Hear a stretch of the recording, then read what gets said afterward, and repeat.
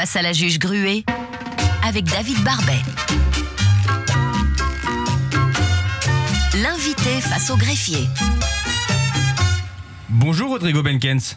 Bonjour. Bienvenue, je suis le greffier d'Anne Gruet. C'est un plaisir d'être face à celui qui commente le sport sur les antennes de la RTBF.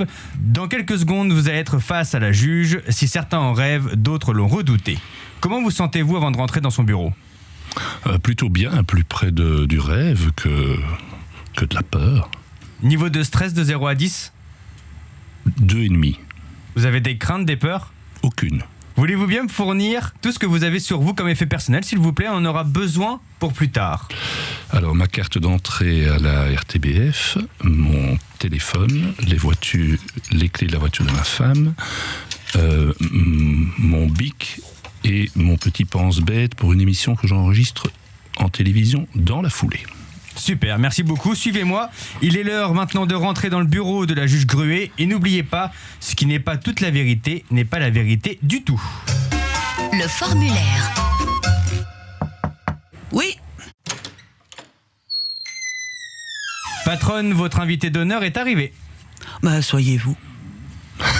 Mais vous êtes déjà assis, vous manquez pas de toupet, je ne vous ai invité à rien, que je sache, et il me parle d'un invité d'honneur.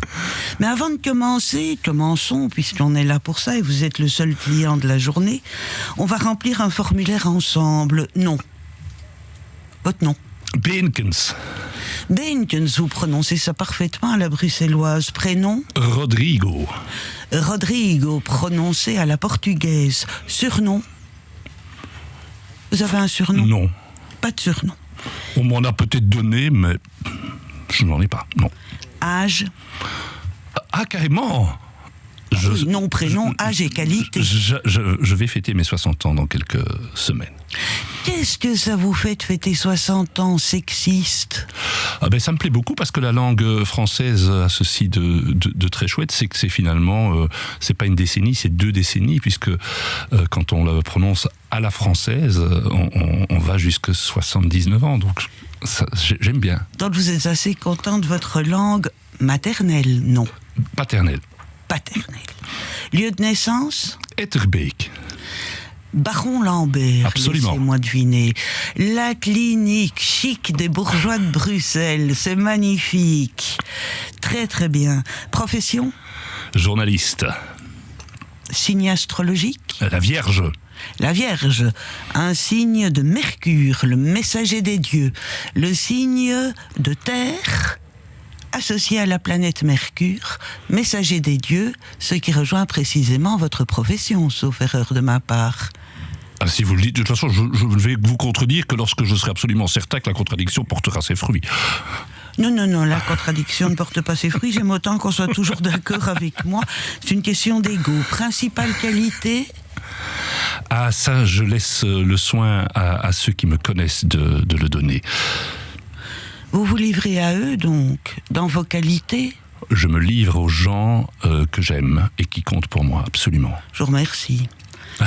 Ça peut encore venir, hein ? Ah oui, d'accord. Donc je peux revenir sur la question à la fin de l'entretien. Ça n'est pas impossible qu'on arrive à une autre réponse, oui. D'accord, je le prendrai comme un geste d'affection. Principal défaut ? Ne jamais être satisfait de soi. D'accord, donc vous avez comme qualité quand même le souci volontariste d'y arriver. Et d'arriver au meilleur. Vous êtes quelque part, mais on a toujours les défauts de ces qualités, donc si vous me donnez votre défaut exact, je vous donne que votre qualité est d'être obstiné. Oui, dans le but que sans vous doute. Vous êtes fixé. Il doit y avoir une forme d'obstination chez moi, c'est vrai. D'accord. Alors, avez-vous déjà commis une infraction ? Allez. Oh oui, j'ai déjà fait des excès de vitesse, oui. Avez-vous déjà été victime de quelque chose sans vouloir porter plainte ? Oui. Dites ? Non. Pourquoi ? Parce que ça, c'est des choses que je garde pour moi. J'ai mon petit monde secret que je garde pour moi. Oui, mais ça va pas, ça vient de l'enfance. Peut-être. Quel âge vous aviez ? Peut-être aux alentours de 7-8 ans. Ouais. Que vous aviez à ce moment-là ? Ouais. Et vous étiez où à l'école ? J'étais à l'école Oh, tout près de la RTBF, au Divin Sauveur. Mais moi aussi. Mais non. Mais si. Nous habitions à côté à cet âge-là. On vous a mis la main dans la culotte. Ah non, rien à voir. C'est pas ça. Ah non, rien à Le voir. Divin Sauveur. Vous avez eu ce prof épouvantable qui chipait les poupées parce qu'on jouait avec dans les cours et qui vous les rendait pas. C'est voilà, on arrive là dans le domaine que je redoutais le plus, c'est qu'évidemment que tout le monde peut se rendre compte qu'il y a sans doute une différente génération entre vous et moi, et en votre faveur. Non, pas vraiment. Non, moi j'ai eu deux dames en première et en deuxième primaire. Ah oui, moi j'étais Et j'avais en un préfet de première. discipline qui était absolument épouvantable, lui. Oui. Oui. Dans le Et quartier des Constellations, j'habitais dans le Vous quartier. habitiez aux Constellations? Absolument. Là, mon jardin est aujourd'hui devenu l'autoroute. Pensez-vous que mon compte-rendu sera bon à l'issue de notre entretien? Enfin bref, est-ce que mon opinion sur vous sera bonne? Écoutez, moi je ne veux jamais réagir en termes de bon ou de mauvais. Moi je pense il me semble qu'elle sera sincère. Et rien que pour ça sera intéressant. Rigolo en tous les cas, mais je vous comprends parfaitement. Moi, ça ne m'intéresse pas nécessairement l'opinion des autres sur moi, parce que je ne peux pas y faire grand-chose, et qu'il y a pour moitié moi, pour moitié vous dans l'opinion que je pourrais donner. Oui, et je voudrais simplement ajouter aussi que, vous savez, quand on fait ce métier aussi... Parfois, certains croient qu'on fait ce métier aussi pour plaire, et c'est vrai que c'est très agréable d'être reconnu dans ce qu'on fait, d'être apprécié, mais on ne fait pas uniquement ce métier pour plaire, on fait aussi ce métier, le métier de journaliste, c'est parfois pour donner son avis, quitte à déplaire. Et moi, j'ai beaucoup plus de respect pour les gens qui me disent les choses en face. Et si vous me dites, vous êtes quelqu'un que j'aime pas du tout votre façon de vous exprimer, j'aime pas du tout votre façon de travailler, je déteste le sport. Mais ça n'est pas une décision. Mais attendez, je dis j'ai beaucoup plus de respect pour cela que pour des gens, je ne parle même pas de ceux qui s'expriment, c'est devenu une grande mode sous le sceau de l'anonymat, avec tous ces pseudos, etc., dans la société actuelle. Mais vous savez, dans la vie, il y a les gentils, il y a les méchants, il y a les vrais gentils, il y a les faux méchants, et de toutes les catégories, celle que je respecte le moins, c'est les faux gentils. Ça, je n'aime absolument pas. Vous connaissez la lettre de Magritte à Dutilleux, qui était un critique d'art, et Magritte qui lui écrit toute une lettre. Il avait fait un très mauvais article sur l'exposition, et il lui écrit en disant beaucoup pensent que vous n'êtes qu'une sale merde, croyez bien que ce n'est pas mon opinion, et je vous salue. Oh. Non, mais c'est une lettre dont je ne la connais pas par cœur entièrement, mais c'est une lettre qui est assez connue, que je vous recommande. C'est magnifique d'hypocrisie. Vous êtes marié, comment s'appelle-t-elle? Oui. Sabine. Enchantée. 32, vous avez des enfants? 32 ans, 8 mois et 12 jours. Non, je plaisante, j'ai pas calculé comme ça. Mais... Mon Dieu, ça doit être long. Oui. Mais j'ai un ami qui dans 25 ans de mariage, m'a fait beaucoup rire. Il a fait un petit discours et en fait, il a tenu compte de tout le temps que j'avais passé, que ce soit dans des Tours de France ou dans des Coupes du Monde de football. Il m'a dit, oui, finalement, en temps réel, tout ça, c'est une supercherie en temps réel. Vous arrivez à 18 ans et je sais pas combien. Il avait retiré. Oui, non, j'ai 2 enfants. Votre chanson préférée du moment, celle qui vous trotte en tête? Pour le moment, c'est Sting in Alive. Chanter 2 minutes? De Bee Gees. Ah non, c'est pour le... Elle me trotte en tête, pas pour la chanter, mais pour la danser. Parce que j'ai envie de... Vous êtes un danseur? J'adore danser. Et vous dansez quoi? D'abord le rock'n'roll. D'accord. Mais plutôt du Jerry Lee Lewis, Bill Haley, Eddie Cochran. Je vois. Ça, j'aime beaucoup. Mais j'aime bien me lancer des défis. Et la dernière fois que j'ai dansé, beaucoup de proches m'ont dit que mon déhanchement et mon sens du rythme sur le disco étaient quand même encore à travailler, donc je travaille. C'est le moment d'en savoir plus sur vous, Rodrigo Benkens. C'est les questions de la patronne Anne Gruet. L'interrogatoire. Merci, monsieur le greffier. Votre papa est belge, votre maman est portugaise. Ils se sont rencontrés, si j'ai bien compris, à l'Expo 58. Était-elle l'hôtesse du pavillon portugais à l'Expo 58? Non. En fait, elles sont 4 copines à être venues pour représenter le vin de Porto, le fameux Porto.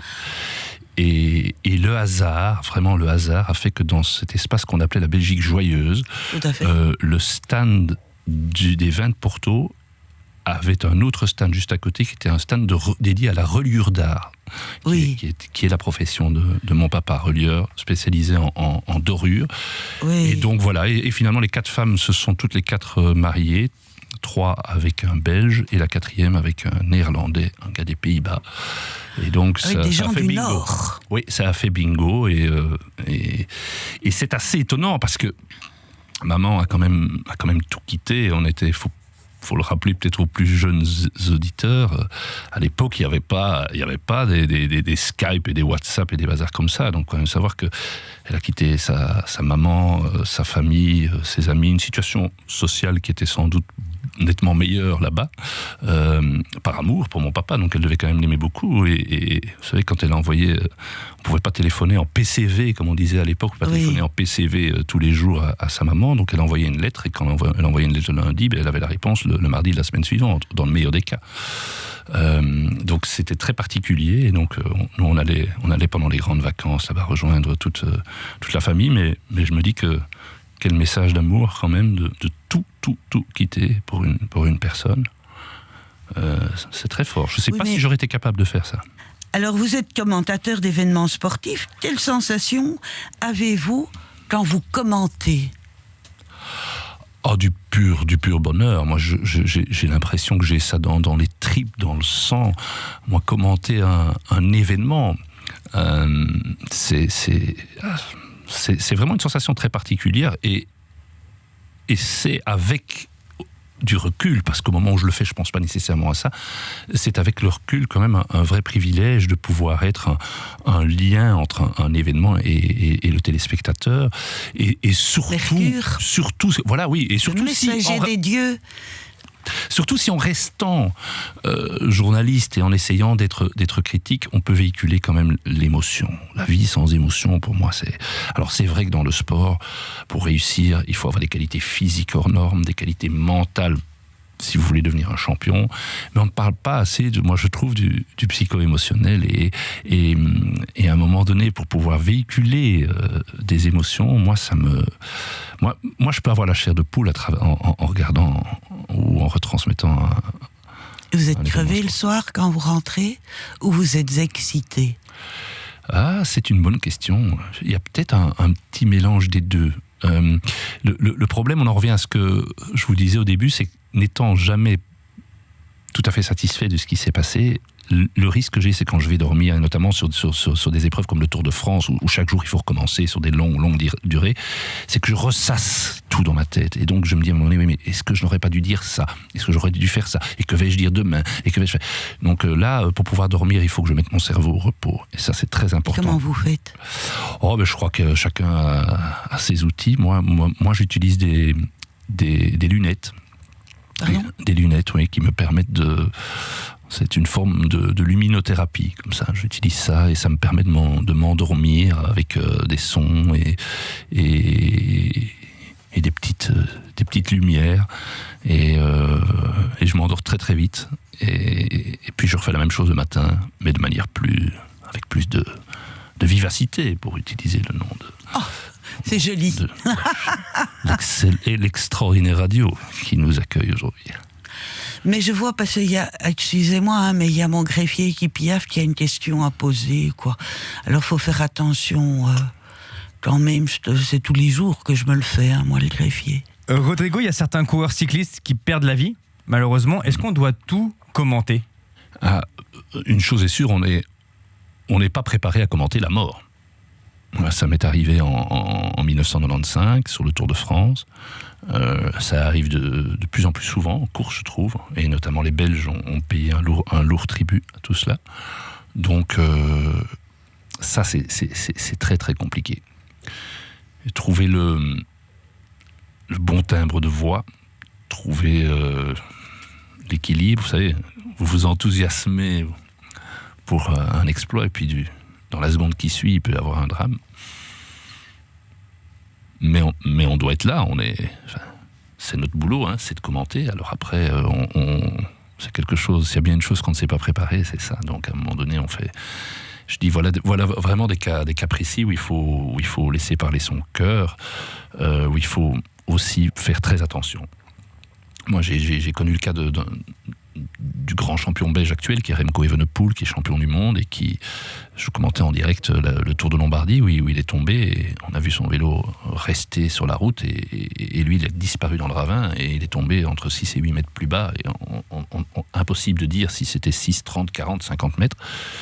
Et moi, d'expérience, évidemment, quand le Radio Tour italien, qu'on appelle Radio Corsa, ne parle pas, je ne sais pas si vous avez déjà entendu des Italiens qui ne parlent pas pendant 2 minutes et demie, on se dit c'est grave, c'est la catastrophe, donc il faut faire très très attention à ce qu'on dit aussi. On a parfois la famille ou les proches aussi qui peuvent écouter, et donc il faut faire très attention, être prudent. Moi, je n'ai relayé que les infos, soit de Radio Corsa quand Radio Corsa a parlé, où j'étais forcément, maintenant on a des moyens à travers nos ordinateurs, etc., en contact avec l'équipe. Et donc là, tout ce qui ne venait pas de l'équipe, parce que certains annonçaient mort, certains annonçaient, enfin on a tout annoncé. Et donc là, on doit être très très très très prudent quand on ne sait pas ce qui se passe. Mais c'est vrai que ça vous glace le sang, hein, quand vous voyez quelque chose comme ça. L'année dernière, sur le Tour de France, le Britannique Pidcock a descendu le col de la Croix de Fer avant de grimper l'Alpe d'Huez. Il a été flashé à 100 km/h. Est-ce que vous vous rendez compte quand vous voyez quel est l'espace qui touche le sol sur le boyau avant et le boyau arrière? C'est incroyable. Je parlais récemment avec un ancien pilote automobile qui me disait, à mon époque, à l'époque de Jackie X, on était tous des survivants, parce que 9 sur 10 sont morts. Aujourd'hui, on a tellement travaillé la sécurité autour des 4 roues, et de l'autre côté, aujourd'hui, maintenant, le cyclisme est devenu plus dangereux. Il y a plus de risques en compétition de mourir. Il y a plein d'explications à cela, l'aérodynamisme, la recherche évidemment de gains marginaux, notamment dans les descentes, aussi les routes, les infrastructures. Je ne parle pas que nos routes wallonnes, parce que le meilleur coureur du monde est tombé sur Liège-Bastogne-Liège, c'est honteux l'image qu'on donne de nos routes, mais les routes, hein, pas uniquement en Belgique, partout ailleurs, je pense même aux Pays-Bas, qui ont sans doute le meilleur réseau de pistes cyclables qu'on puisse avoir autour de nous. Mais oui, les vélos sont faits pour rouler sur les pistes cyclables. Or, les coureurs cyclistes, leur champ de jeu, de métier, ce sont des espaces qui sont réservés aux 4 roues. Et donc on est dans quelque chose qui n'a pas du tout été conçu pour les cyclistes. Donc les risques augmentent encore, et ça c'est une réalité. Vous avez déjà pleuré en commentant? Oui. J'ai pleuré quand Casartelli est mort, en 1995, parce que je commentais avec mon consultant à l'époque était Alain Bondu, un ancien coureur français, et qui était un peu relation publique pour l'équipe de Fabio Casartelli. Et il est venu me rejoindre sur la ligne d'arrivée une grosse demi-heure avant le drame.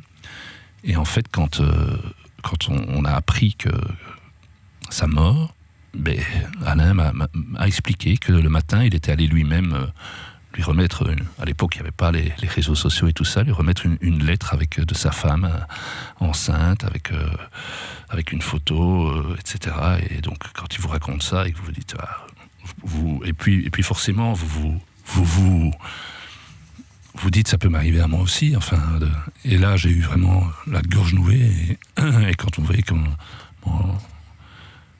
la fatalité, parce que là aussi il est tombé sur un plot qui était là pour empêcher les voitures de tomber dans le ravin, quoi, et pas à grande vitesse finalement. Donc oui, bien sûr, mais je crois que et puis j'ai pleuré une autre fois aussi. Ça c'est vrai. Là, je remercie la personne qui était à côté de moi. C'est en finale de l'Euro en 2008 à Vienne. Mon papa était décédé la veille et il voulait absolument. Il m'avait dit si je passe pas la nuit, tu fais ta finale demain. Et donc je l'ai fait. Mais les 20 dernières secondes, c'était impossible. Et donc, la personne, mon consultant, m'a gentiment assisté et tout. Donc, oui, voilà, on est souvent pris. Quand on essaie de donner l'émotion, on est souvent pris soi-même par l'émotion aussi, mais ça n'est pas toujours. Mais comment vous faites pour passer d'une émotion joyeuse à une émotion triste en un claquement de doigts? C'est peut-être mon côté bébé, alors enfant. Les enfants font ça, on dit. Hein? Je sais pas, non, non, parce que quand vous dites comment vous faites, c'est comme si c'est pas une question d'appuyer sur un bouton. Je sais pas, mais j'aime beaucoup travailler sur les émotions en général, donc forcément, je m'interroge sur les émotions positives, les émotions négatives. C'est quelque chose qui m'intéresse beaucoup. Et j'écris pas mal là-dessus sur les émotions pour le moment, et ça me permet de comprendre beaucoup de choses. Qu'est-ce que vous souhaitez qu'on garde de vous comme image en mémoire pour les années futures ? Là, vous êtes mort. Qu'est-ce que vous souhaitez comme première phrase de votre homélie ? Une chanson. Dites-moi. Sans parole. Laquelle ? Alan Parsons Project, Old and Wise. On va maintenant analyser vos effets personnels, cher Rodrigo Benkens. Enfin. La saisie. Patronne, j'ai récupéré les objets de Rodrigo Benkens. On y trouve donc un badge RTBF. Ça, c'est pour rentrer à la RTBF. Et pour sortir aussi, hein. C'est important parfois d'en faut pas sortir. oublier. Je vous le rends parce qu'ils ne vont pas en faire grand-chose. Vous avez également vos fiches pour préparer une émission que vous enregistrez. Vous faites souvent des fiches pour tout événement, il y a des fiches pour tout ? Oui, je dis pas que j'utilise tout, mais j'ai mon Ancien et mon Nouveau Testament. Vous avez quoi ? Mon Ancien et mon Nouveau Testament. Oui, mais j'avais bien compris. Et Mon Ancien Testament, le Nouveau, c'est tout ce qu'il y a sur l'actualité récente, actuelle. Ah, et mon d'accord. Ancien Testament, c'est tous les cas de figure qui pourraient se présenter. ça ne se termine pas avec qu'il n'y a qu'un cheveu sur la tête à Matthieu. Vous connaissez ? Oui, mais je pourrais l'ajouter, tiens, au fond. Oui, tout À à la fait. fin. Il n'y a qu'une vérité. Il n'y a qu'un cheveu sur la tête à Matthieu. Vous connaissez ? L'évangéliste, oui. Hein. Non, Oui, je sais. non, mais c'est Tritournelle qu'on chantait quand on bien était sûr. petit, ne me Bien dites sûr, pas. bien sûr. On trouve dans votre poche un bic 4 couleurs. Vous utilisez les 4 ? Toujours. Ça correspond à quoi ? Alors, ça, c'est une bonne question. Le bleu, c'est souvent pour le texte. Le noir, c'est plutôt pour des titres. Le vert, c'est pour des anecdotes. Et le rouge, c'est pour des statistiques. C'est pas trop dur ? Pourquoi ? Ah, je sais pas, changer comme ça tout le temps de couleur pour pas se tromper. Non, mais comme ça, pour moi, en fait... J'ai comme ça, une moi, mémoire visuelle. j'ai tout, oui, c'est tout. J'ai mes tiroirs. On trouve également des clés de voiture avec une ou deux clés. C'est vraiment très sommaire, hein, votre trousseau de clés. Il y a quasiment rien. Hein. Je sais même pas... Ah non, il n'y a rien. Il y en a même une des deux, je sais pas ce que c'est. Ah, il n'y a même pas la clé de la maison en fait. Si. Oui, il y a quand même la clé de ma maison. Et j'ai récupéré aussi votre téléphone. Sur le fond d'écran, on y voit quoi ? C'est quoi ? C'est le Portugal ? Non, c'est une image qui me donne Notrez ? le moral. Montrez ? Oh, c'est votre terrasse. Non, pas du tout. Non, pas du tout. Alors, non, c'est non, quand non. même une terrasse. Oui, c'est une terrasse. Vous jouez au golf ? Non. Non, alors laissez-moi deviner. Bon, j'en sors plus, je sais pas comment il faut faire. Alors ça doit être quelque chose, je dirais plutôt un paysage namurois. Namurois. Oui. Vous voyez la mer à Namur ? Vous voyez la mer ici ? Bah oui, dans le fond. S'il y a la mer, c'est une piscine. Bon, bah alors c'est le Portugal, quoi. Non plus. Bon, bah alors je donne ma langue au chat, quoi. C'est bien. C'est une image et je l'ai mise là parce que quand je regarde, ça me donne le moral, du soleil, de l'énergie. Le soleil, la mer, la pelouse, les chaises, le petit vin blanc. On peut avoir le code du téléphone ? Pour le déverrouiller ? Non, Pourquoi ? parce que si jamais vous me connaissez bien, vous allez le trouver tout seul. Ah, pour les enquêtes, c'est un gruet. Hein. Bon, mais dans cette hypothèse, vous essayez le